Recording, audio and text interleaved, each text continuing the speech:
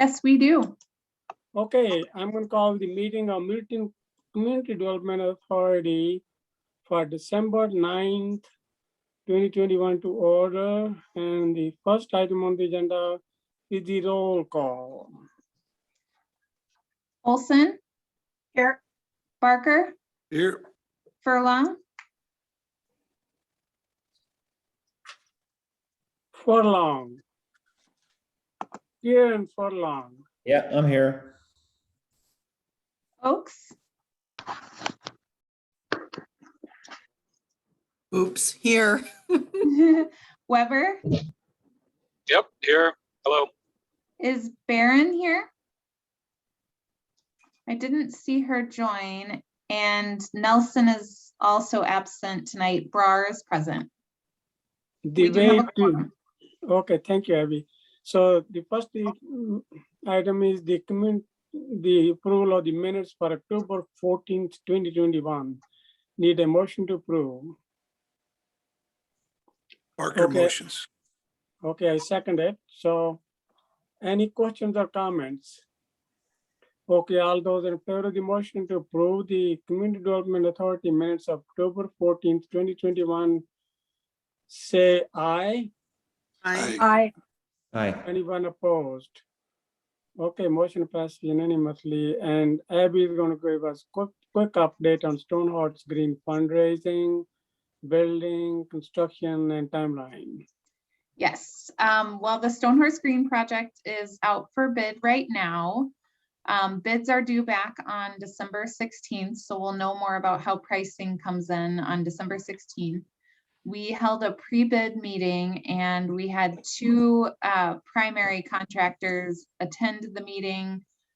We also had at least one other contractor who reached out and expressed an intent to bid on the project, so that we expect that we will receive at least 3 bids.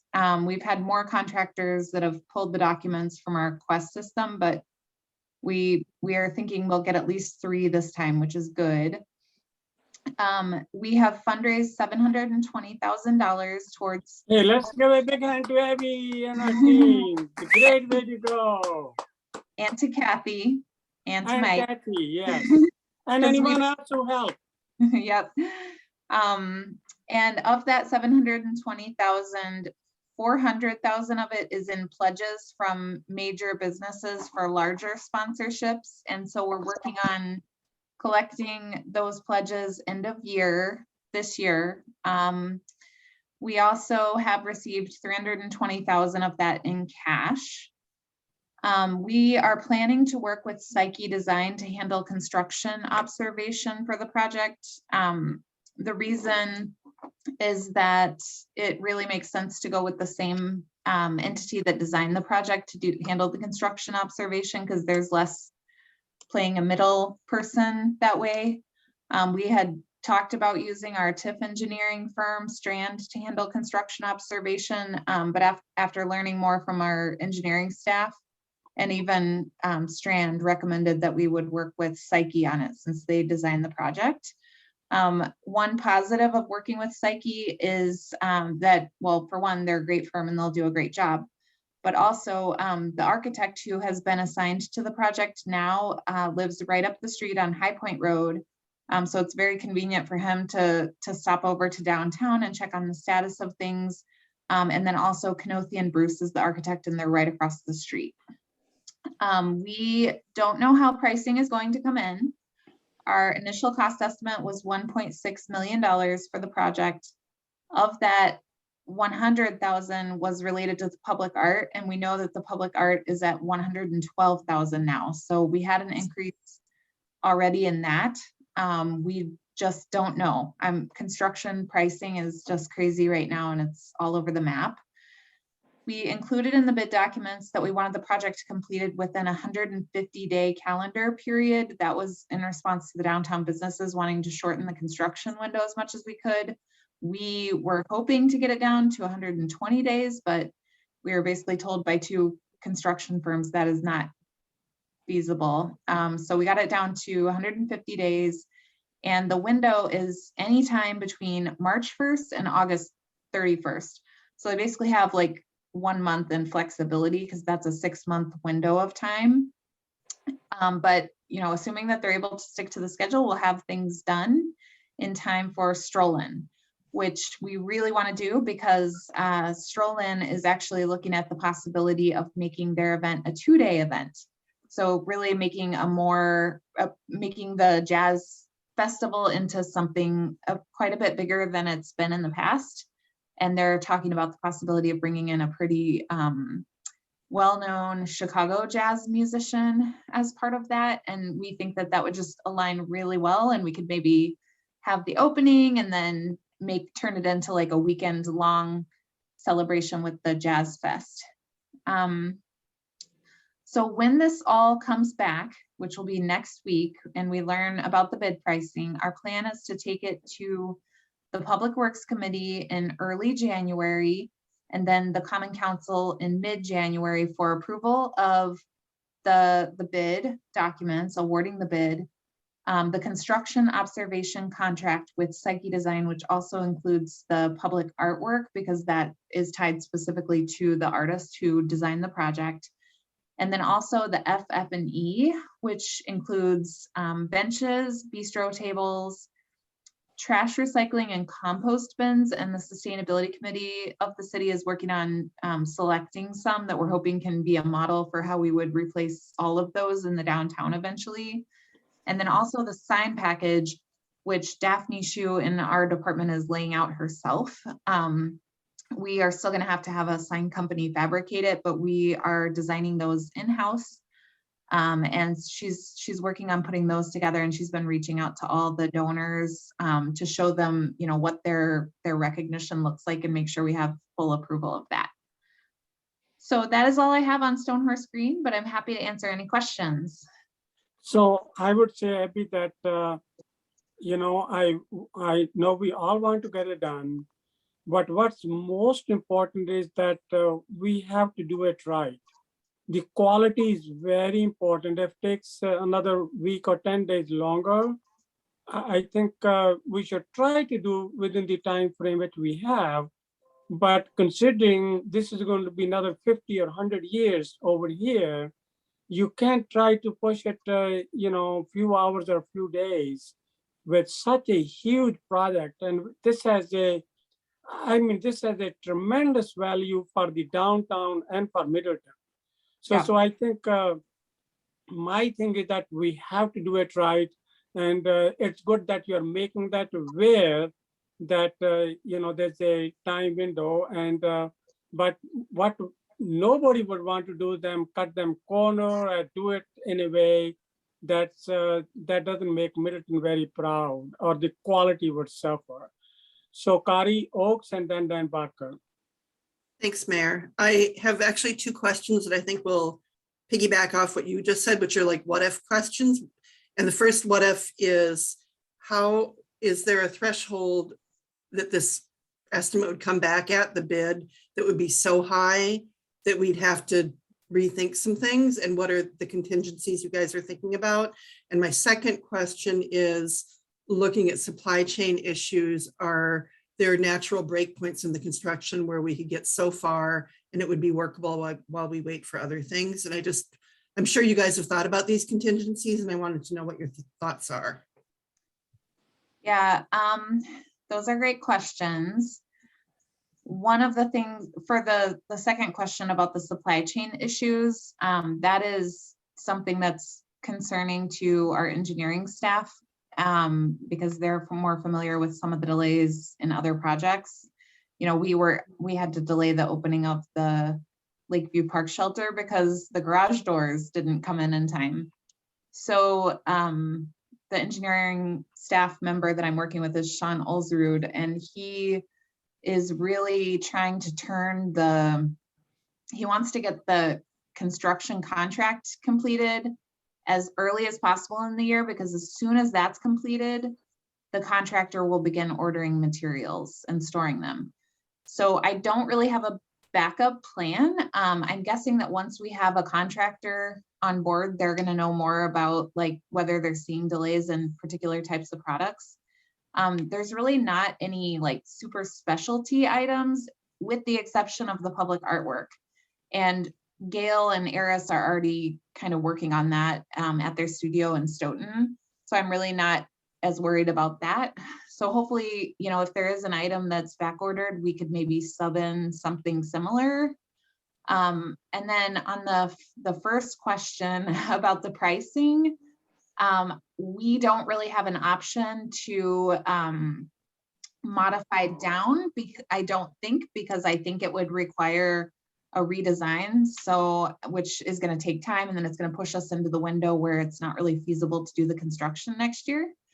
I am planning to really push hard for the council to increase the city's allocation if we have to do that, because we have been very successful with fundraising, but that has relied on, you know, 4 volunteer committee members meeting every other week and then doing a lot of work in between. And, you know, there's one member in particular who has basically made this like nearly his full-time job on retirement. He has put so much work and time into this. And I think that we owe it to the businesses that have contributed. We have Electronic Theater Controls, who's contributed $250,000 because they want to name the stage for their founder. We have other businesses like Highsight in town who's contributed $150,000. Those are really substantial gifts, and I think that we really owe it to those businesses that we get moving on it. Honestly, I think if we were to get a bid that comes in, let's say it's $100,000 over budget, we would probably end up spending more than $100,000 putting the project on hold and then going through all of the work to rebid it again and all of the staff time that's involved. I mean, I really very strongly feel that the city needs to get this project done. I think it's just so important to the downtown.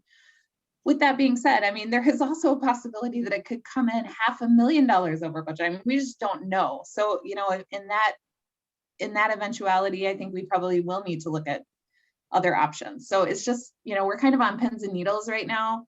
I think I'm annoying our finance director because I just have been emailing with him with updates about like where we're at with the fundraising. Just because, you know, we're just nervous about how it's going to come in, because we have put so much time into it, as Kathy and Mike are my witness, because they've been on the meetings that we've had and all the work, you know, doing the fundraising efforts and putting together marketing materials and responding to questions and keeping the website updated, that we really cannot delay it. So Great Thank question, you. Thanks a Kari. lot, Abby. Thank you. Great question, Kari, and let's stay positive. We got 3 firms, and if we can find more to bid, let's make that happen. And next one is Dan Barker. Thank you, Mayor. Abby, I saw in, I think it was an agenda or meeting about a quick claim or something with the Village Green in that property line. Just wondering if you could fill me in on that. yeah, sure. Is Mike on the call? Mike has kind of been leading the charge on that. He probably would be able to speak to it better than me. Mike is there. Mike, go ahead. Mike's oh, kind of get my voice. So Dan, we worked to resolve some encroachment problems that we had with the Village Green relative to the Stonehorse Green. And so there's a sliver of property where their air conditioning units and eaves of their gutters hang over the property that we acquired. So in exchange for that sliver of property, we got their willingness to provide a license agreement for their handicap ramp, which is actually in our right of way and has been for a number of years, prior to even when the Boyers acquired the property back in the 1970s. There was no record of that being permitted at the time. So they signed a license agreement, which essentially means that the city can take that right of way back at some future date if necessary. Or not that it takes the right of way back, because it has the right of way, but the part that's in the right of way can be used for right of way purposes. Now, we don't have any plans to do that, but should there be a subsequent purchaser or owner that wants to redevelop, then that could come in handy. Thank Thanks, you, Mike. Mike. Great job. And then, Thanks. Hey, is that okay Mike. with you? Yes, Hey, Mike, quick question. This is Chris. What's the impact of that sliver of land that now goes to the Stonehorse Green? no, it goes to the Village Green, actually. Oh, I'm sorry. So they get to keep that sliver of land. And I'm sorry, that's what I meant to ask is what's the impact to the Stonehorse Green by not getting that sliver of land? Oh, it's very slight. We wouldn't have built anything under the eaves of their overhang. So I don't think it's affected at all. All right, sounds good. Thank you. Excellent, Chris. Andrea, you have some short question or comment? I did have a question. It was related to Kari's question. Thank you, Mayor. And I know I'm not trying to be doom and gloom scenario, but if everything comes in way over and things get delayed, then I'm wondering how that fits in with the road construction project so that we're not bumping everything down the road. If it's possible, then is it too late at that point to say, let's move things around to keep the big picture all on track? Oh, Yeah, like I would maybe- say, let's stay positive, Andrea and Yeah. everyone else. So let's wait just a few more days and Yeah. we will deal with it. I can assure you that we will find ways to handle it. Yep. All right. Any you. other questions or comments? Okay. Anything else that you want to say, Abby, before we move on to the next item? No, that's it. Okay, item number 2, update the business improvement district and the next steps. Abby? Yep, so I had sent around an email to the CDA and some DMBA members about setting up a talk with Mac Travis, who wrote a book about establishing a bid in Ithaca, New York. And so at the time, I asked all of you if you would mind if other communities would participate, and it seemed like there was interest in having other communities participate because we would have an opportunity to learn from them. And so that was my understanding, and I replied back and said that would be fine, and then I gave them the dates that worked the best for all of us.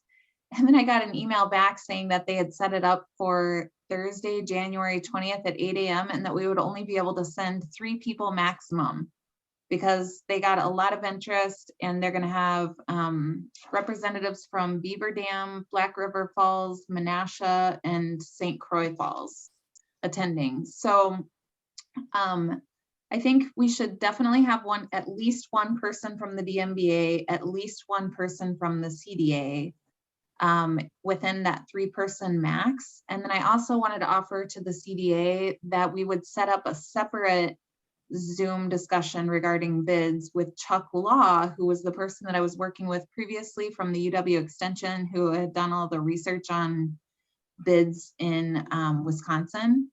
He does charge a nominal fee. I don't know how much it is. It's probably like $100 or maybe $200. But if we were to set that up separately with Chuck Law, we could send as many people as we want.